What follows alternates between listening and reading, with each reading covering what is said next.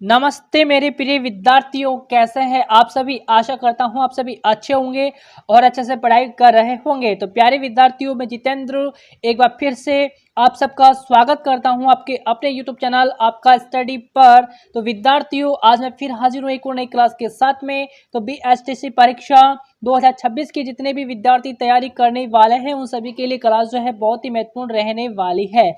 साथ ही LDC, CET, Rajasthan high court किसी भी एग्जाम की आप तैयारी कर रहे हो उन सभी के लिए क्लास भी बहुत ही महत्वपूर्ण रहेगी। तो राजस्थान जीके से संबंधित ये क्लास आपके लिए बहुत ही महत्वपूर्ण साबित होने वाली है। तो एक बार शेयर जरूर कर देंगे। चैनल पर पहली बार आप आए हो, चैनल को करेंगे सब्सक्राइब, साथ ही बेल आइकन जरूर प्रेस कर ले ताकि नेक्स्ट वीडियो नेक्स्ट क्लास आते ही नोटिफिकेशन आपको मिल सके। ठीक है डियर, लाइक आपको करके जाना है, लास्ट में प्यारा सा कमेंट भी आपको करना है। आपको क्लास कैसी लगी है एक बार कमेंट करके जरूर बताइएगा। तो आइए स्टार्ट करते हैं बिना समय गंवाए। देखिएगा यहाँ पर, तो आइए स्टार्ट करते हैं।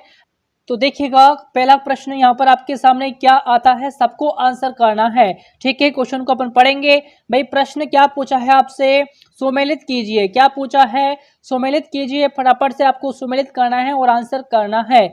भाई यहाँ पर एक तरफ दुर्ग है, एक तरफ स्थान है। भाई कौन सा दुर्ग किस स्थान पर आ जाएगा, कहाँ पर ये आ जाता है, ये आपको सुमेलित करना है। ठीक है, तो देखिएगा यहाँ पर आया है भाई साहब आपके मंडरायल दुर्ग है, बयाना दुर्ग है, आपके बाला दुर्ग है और आपके मैगजन दुर्ग है। ठीक है, तो अपने जो है मैगजीन दुर्ग कहाँ पर आ जाएगा, अलवर के अंदर आ जाता है। बाला दुर्ग आपके अलवर के अंदर है, बयाना दुर्ग आपके भरतपुर के अंदर है और मंडरायल दुर्ग जो है आपके केरोली के अंदर है। ठीक है, तो ए में 1 होगा, बी में 2 होगा, सी में 3 है और डी के अंदर आपका 4 होने वाला है। तो विकल्प ए के अंदर सभी के सभी आपको मैच मिलेंगे। यहाँ पर ऑप्शन ए क्या होगा, यहाँ पर करेक्ट आंसर आपका हो जाएगा। ध्यान रखिएगा, मंडरायल दुर्ग कहाँ पर है, आपके केरोली के अंदर है, बयाना भरतपुर के अंदर है, बाला दुर्ग आपके अलवर के अंदर है और मैगजीन दुर्ग कहाँ पर है, आपके अजमेर के अंदर है। ठीक है डियर, अगले सवाल की ओर अपन चलते हैं। अगला सवाल यहाँ पर क्या आता है, मोस्ट इंपोर्टेंट सवाल है यहाँ पर। भाई सुमेलित कीजिए। अगला सवाल भी क्या है, सुमेलित करने वाला यहाँ पर आ जाएगा। राजस्थान की कुल स्थलीय सीमा कितनी है, पूछा है आपसे। राजस्थान की अंतर्राष्ट्रीय सीमा की लंबाई कितनी है, पूछा है आपसे। राजस्थान की अंतर्राष्ट्रीय सीमा कितनी है, आपसे पूछा गया है। राज्य का उत्तर दक्षिण विस्तार कितना है, ये आपसे पूछा गया है। भाई उत्तर दक्षिण विस्तार क्या है, सबको आपको जो है अच्छे से यहाँ पर मैच करना है। तो आइए इसको अपन मैच करेंगे। राजस्थान की कुल स्थलीय सीमा यदि आपसे पूछा जाए तो यह है आपके 5,920 किलोमीटर है डियर। कितनी आ जाती है, 5,920 किलोमीटर कुल स्थलीय सीमा आ जाती है। राजस्थान की अंतर्राज्यीय सीमा की बात करें, यदि आपसे पूछे राजस्थान की अंतर्राज्यीय सीमा तो यह है भाई आपके 4,850 किलोमीटर। क्या है डियर, 4,850 किलोमीटर है। अंतर्राष्ट्रीय सीमा की बात करें जिसको रेड क्लिफ रेखा भी कहा जाता है, राजस्थान की अंतर्राष्ट्रीय सीमा कितनी है, 1,070 किलोमीटर है। और राजस्थान का उत्तर से दक्षिण का विस्तार कितना है, 826 किलोमीटर है। और पूर्व से पश्चिम की बात करें तो कितना आता है भाई, 869 किलोमीटर आता है, आपको पता होना चाहिए। ठीक है, तो यहाँ पर 2,1,4,3 होगा, 2,1,4,3 यहाँ पर आपका आंसर होने वाला है, जो कि बी ऑप्शन के अंदर क्या होगा, करेक्ट आंसर होगा। ऑप्शन बी के अंदर क्या है, करेक्ट आंसर है। इंपॉर्टेंट सवाल है, पृथक से सवाल यहाँ से बन सकता है ना। कुल स्थलीय सीमा आपसे पूछ सकते हैं, कुल अंतर्राज्यीय सीमा आपसे पूछी जा सकती है, अंतर्राष्ट्रीय सीमा आपसे पूछा जा सकती है, राज्य का उत्तर दक्षिण विस्तार भी आपसे पूछा जा सकता है। क्लियर है, आगे चलो अगले सवाल की ओर अपन चलते हैं। अगला सवाल है भाई यहाँ पर, सांभर झील का अधिकांश भाग किस जिले के अंदर है। भाई सांभर झील आपके कहाँ पर है, भाई जयपुर के अंदर है। तो अधिकांश भाग कहाँ पर होगा, जयपुर के अंदर होगा। सांभर झील से सर्वाधिक नमक उत्पादित किया जाता है, आपको पता है। आगे चलो अगले सवाल की ओर अपन चलेंगे। देखिएगा नेक्स्ट सवाल क्या आता है। भाई इंपॉर्टेंट सवाल है, स्टार लगा लीजिएगा। इंपॉर्टेंट सा सवाल यहाँ पर है आपके सामने। इंदिरा गांधी नहर परियोजना की कुल लंबाई लगभग कितने किलोमीटर है, बता देंगे। कितने किलोमीटर है भैया, इंदिरा गांधी नहर परियोजना की कुल लंबाई लगभग कितने किलोमीटर आ जाती है। क्या 150 किलोमीटर है, क्या 350 किलोमीटर है, क्या 750 किलोमीटर है या फिर 850 किलोमीटर है। इसका आंसर फटाफट से बता दीजिएगा क्या होगा, क्या हो जाएगा। भाई पूछे आपसे इंदिरा गांधी नहर परियोजना की कुल लंबाई यदि आपसे पूछे तो लगभग कितनी किलोमीटर है, 750 किलोमीटर लगभग यहाँ पर आ जाती है। तो ऑप्शन सी क्या होगा, करेक्ट आंसर आपका होगा। आगे चले, अगला सवाल यहाँ पर क्या पूछा है, भाई निम्न में से राजस्थान के किस क्षेत्र में सालर वन नहीं पाए जाते हैं। भाई राजस्थान के अंदर किस क्षेत्र के अंदर सालर वन नहीं पाए जाते हैं, क्या अजमेर में नहीं पाए जाते हैं, क्या उदयपुर में नहीं पाए जाते, क्या जैसलमेर में नहीं पाए जाते हैं, या फिर पाली के अंदर नहीं पाए जाते हैं। इसका आंसर डियर क्या करेंगे फटाफट से, क्या होगा, निम्न में से राजस्थान का कौन सा जिला यहाँ पर दिया हुआ है जहाँ पर सालर वन नहीं पाए जाएंगे, वो जिला है आपके जैसलमेर। कौन सा आ जाएगा, जैसलमेर जिला यहाँ पर आपका आ जाएगा। सी ऑप्शन करेक्ट आंसर है। इंपॉर्टेंट सवाल ध्यान दीजिएगा। आगे चलो, नेक्स्ट है आपका कि शुष्क सागवान वन राजस्थान के किन जिलों में मिलते हैं। क्या पूछा है, भाई शुष्क सागवान की बात यहाँ पर, शुष्क सागवान वन की बात यहाँ पर आपसे की जा रही है कि राजस्थान के किन जिलों के अंदर ये मिलते हैं। आपके बांसवाड़ा उदयपुर के अंदर मिलते हैं, क्या बांसवाड़ा उदयपुर के अंदर मिलते हैं, बीकानेर गंगानगर के अंदर मिलते हैं, या फिर चूरू झुंझुनू में, या फिर झालोर सिरोही के अंदर मिलते हैं। इसका आंसर फटाफट से बता दीजिएगा। सवाल आपके जो है सवाल इंपॉर्टेंट है यहाँ पर। भाई ये जो मिलते हैं आपके बांसवाड़ा और उदयपुर के अंदर मिलते हैं। ठीक है, ऑप्शन ए क्या है, शुष्क सागवान वन की बात करें तो राजस्थान के किन जिलों में पाए जाएंगे, बांसवाड़ा और उदयपुर की बात यहाँ पर की जाएगी। आगे चले, अगला देखो सवाल, ये आपके जो है ना बहुत अच्छा सवाल है, इंपॉर्टेंट सवाल है, एग्जाम में पूछने लायक सवाल यहाँ पर आ जाएगा। राजस्थान में 0 से 6 वर्ष आयु वर्ग 0 से 6 वर्ष आयु वर्ग में न्यूनतम लिंगानुपात वाला जिला होगा। कौन सा जिला यहाँ पर न्यूनतम लिंगानुपात वाला होने वाला है, इसका आंसर क्या होगा। क्या जयपुर, झुंझुनू, कोटा या फिर सीकर की बात करेंगे, बताओ। झुंझुनू, कोटा या फिर सीकर की बात करेंगे, यहाँ पर आंसर क्या होने वाला है। भाई यहाँ पर आंसर हो जाएगा आपका झुंझुनू। क्या हो जाएगा, झुंझुनू यहाँ पर आंसर हो जाता है। बी ऑप्शन करेक्ट आंसर आपका होगा।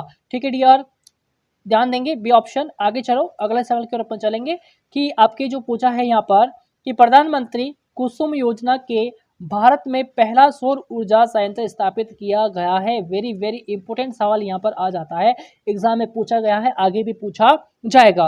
प्रधानमंत्री कुसुम योजना के भारत में पहला सौर ऊर्जा संयंत्र स्थापित किया गया था, ये कहाँ पर किया गया था। क्या बालेश्वर जोधपुर में किया गया, क्या डियर पिनान अलवर में, आपकी भालोजी जयपुर के अंदर, या फिर देवलिया जोधपुर के अंदर, क्या आंसर होगा। जी हाँ, आंसर करेंगे, ये आपके स्थापित किया गया था भालोजी जयपुर के अंदर। प्रधानमंत्री कुसुम योजना के भारत में पहला सौर ऊर्जा संयंत्र जो है ये आपके स्थापित किया गया था, कहां पर, भालोजी जयपुर के अंदर। सी ऑप्शन करेक्ट आंसर आपका होने वाला है। नेक्स्ट सवाल की ओर आ जाओ। अगला सवाल क्या है भैया, भाई 18 आपकी जो है उड़ान योजना, क्या पूछा है, उड़ान योजना के तहत प्रति माह कितने सैनिटरी नैपकिन प्रदान किए जाते हैं।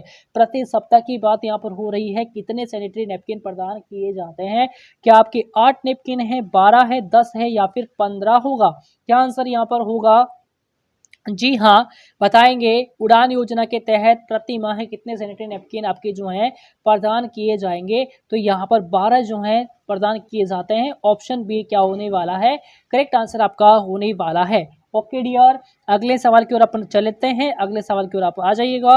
अगले सवाल का आंसर आपको करना है, राजस्थान में बेर एवं खजूर अनुसंधान संस्थान निम्न में से किस शहर के अंदर स्थित है। भाई ये सवाल मैंने आगे भी करवाया था, अब भी करवा रहे हैं, तो इसका आंसर करेंगे। क्या बीकानेर, जयपुर, कोटा या फिर उदयपुर की बात यहाँ पर करते हैं, बताओ क्या हो जाएगा। बेर एवं खजूर अनुसंधान की बात यहाँ पर की जाती है, तो ये आपके कहाँ पर है, बीकानेर के अंदर है। कहाँ पर है डियर, बीकानेर के अंदर ये अनुसंधान संस्थान आ जाता है। ऑप्शन ए करेक्ट आपका हो जाता है। आगे चलो, अगला है यहाँ पर क्या पूछा है, स्वतंत्र भारत की प्रथम वन नीति कब आई है, बता दीजिएगा। स्वतंत्र भारत की प्रथम वन नीति की बात यहाँ पर करेंगे। क्या 1894 के अंदर आई थी, 1952 के अंदर आई थी, या फिर 1930 में आई है, या फिर 1976 के अंदर आई है।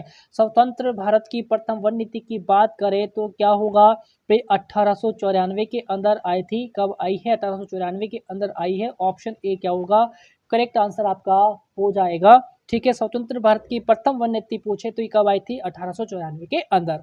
ठीक है, आगे चलो, अगले सवाल की ओर अपन बढ़ेंगे। नेक्स्ट सवाल अपना आता है, क्या है कि रंग महल में विशेष रूप से किसकी खेती की जाती थी? बताओ, रंग महल के अंदर विशेष रूप से किसकी खेती की जाती थी? क्या आपकी गेहूं की, क्या चावल की, क्या बाजरा या फिर मक्का? क्या आंसर होगा यहाँ पर? क्या आंसर होगा? रंग महल के अंदर विशेष रूप से किसकी खेती की जाती थी?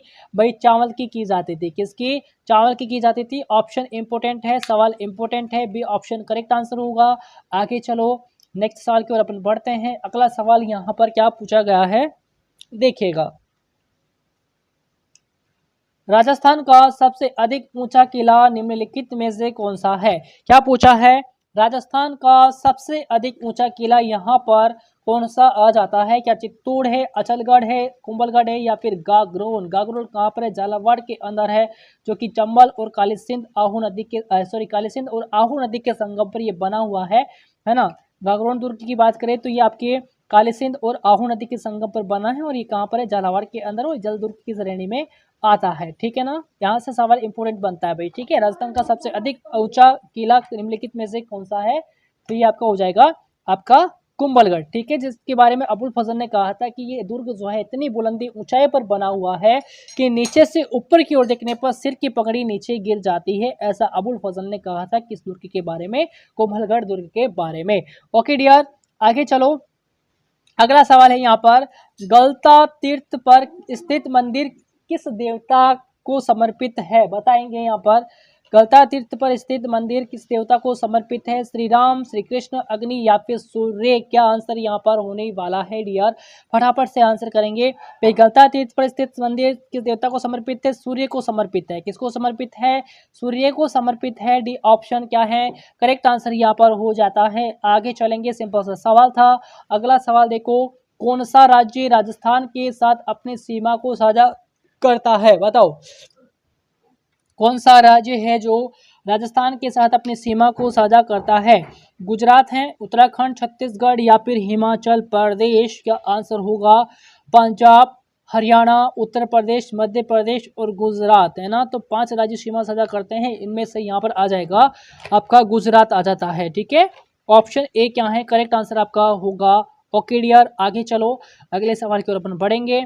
अगला है यहाँ पर कि बांसवाड़ा, जिसको 100 द्वीपों का शहर कहेंगे, वे डूंगरपुर के मध्य के भूभाग को किस नाम से जाना जाता है? सवाल बहुत बढ़िया है, यहाँ पर इंपोर्टेंट सवाल है डियर। इंपोर्टेंट सवाल यहाँ पर आ जाएगा, प्रेक्षक की दृष्टि से बहुत महत्वपूर्ण सवाल है। बांसवाड़ा वे डूंगरपुर के मध्य के भूभाग को किस नाम से जाना जाएगा? क्या कंठल, भाकर, गिरवा या फिर मेवल के नाम से जाना जाएगा? क्या आंसर है?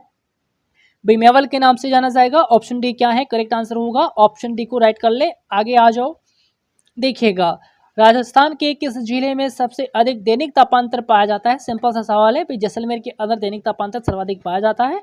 सी ऑप्शन करेक्ट आंसर होने वाला है। ओके, आगे चले।